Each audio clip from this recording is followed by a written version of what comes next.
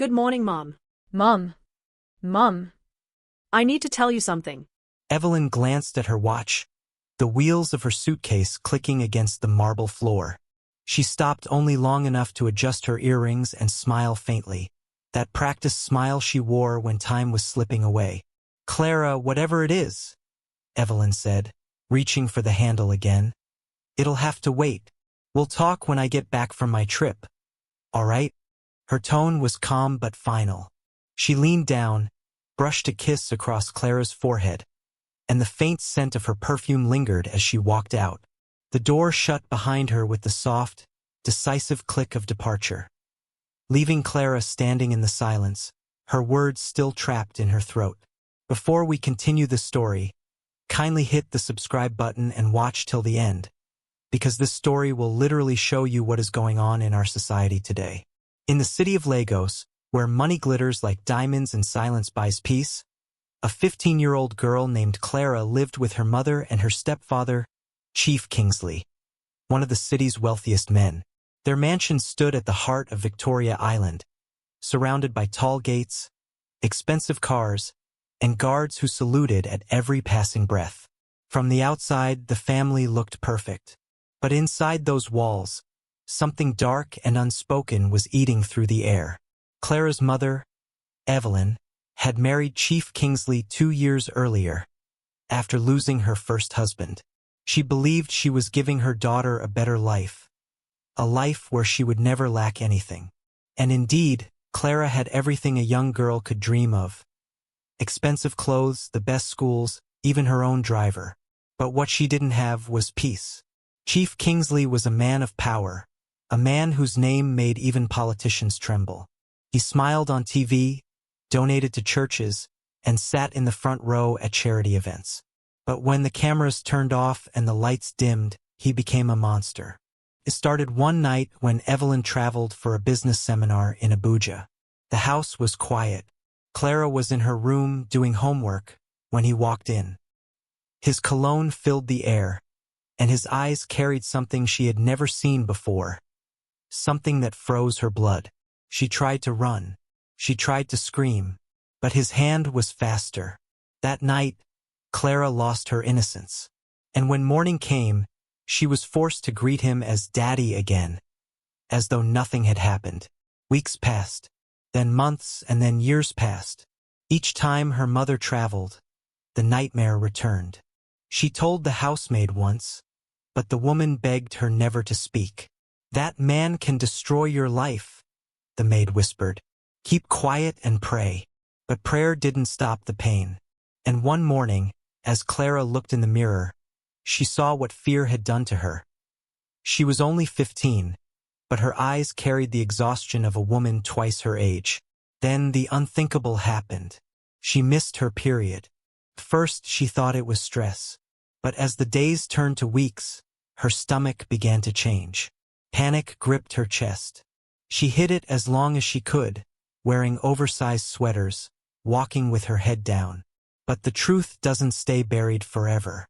One afternoon, during school assembly, Clara fainted. The school nurse called her mother. Tests were done. The result broke Evelyn's heart. Her daughter was 3 months pregnant. Evelyn's first reaction wasn't love. It was shame. "Who is responsible for this, Clara?" she screamed.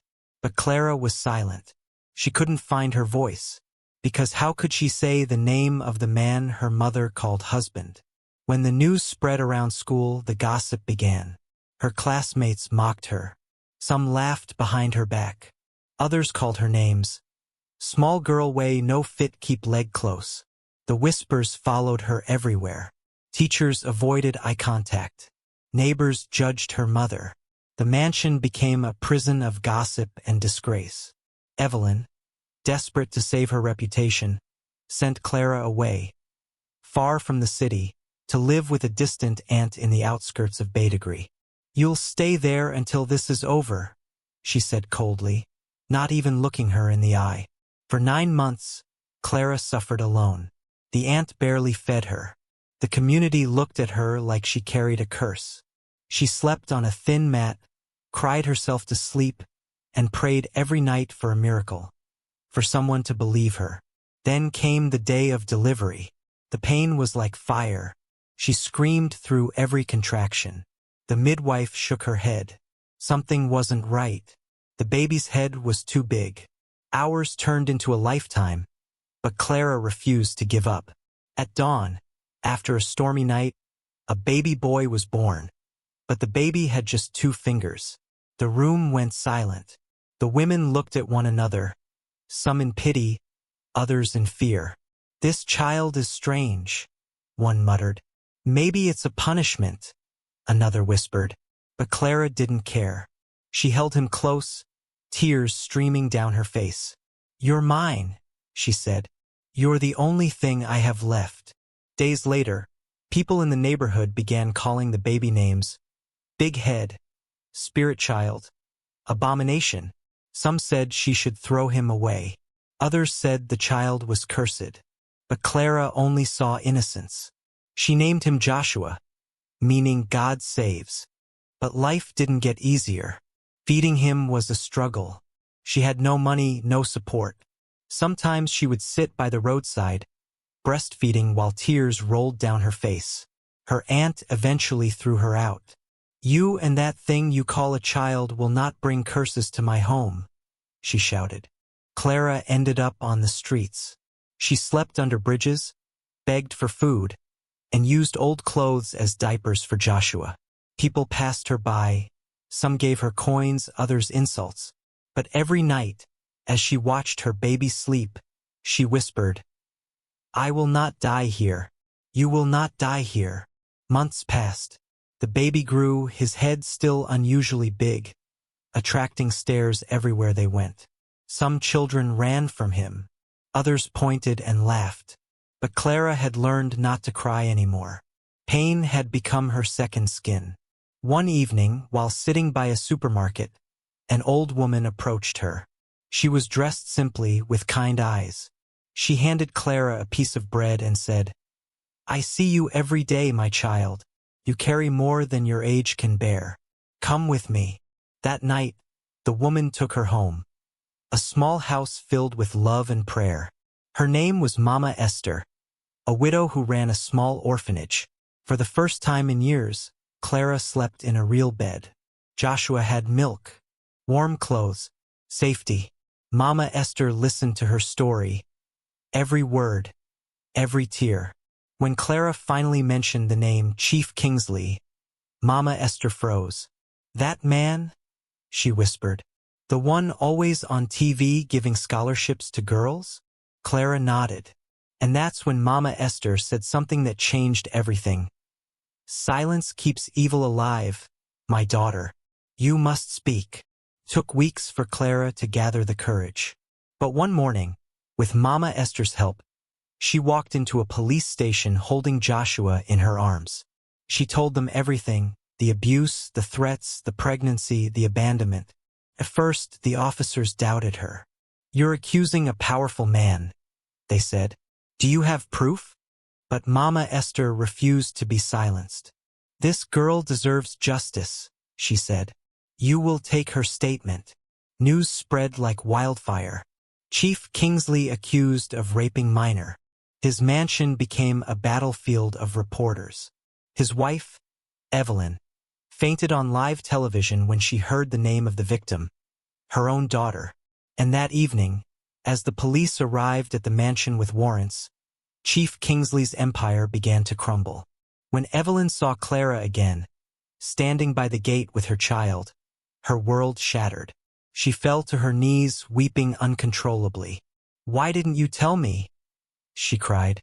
Clara looked at her and said, softly, "Because you were too busy protecting him." Silence hung in the air. Only the child's quiet breathing could be heard. In that moment, the truth set Clara free. But it also tore everything apart. Her stepfather was arrested.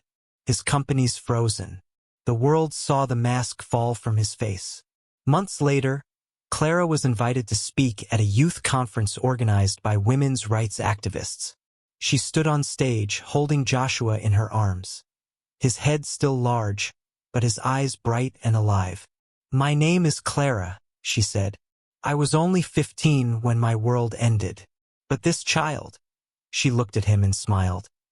This child is proof that even from the ugliest pain, something pure can still be born. Don't ever let fear silence you. If someone hurts you, speak. Don't wait for the world to find out. Save yourself first. The audience stood, clapping, crying. Reporters captured her words. And that day, her story became a movement. One that gave voice to countless girls who had been silenced. Today, Clara lives in Mama Esther's home, helping young girls who went through the same pain. She's learning to smile again. Joshua, now walking, plays in the yard, his laughter echoing through the house.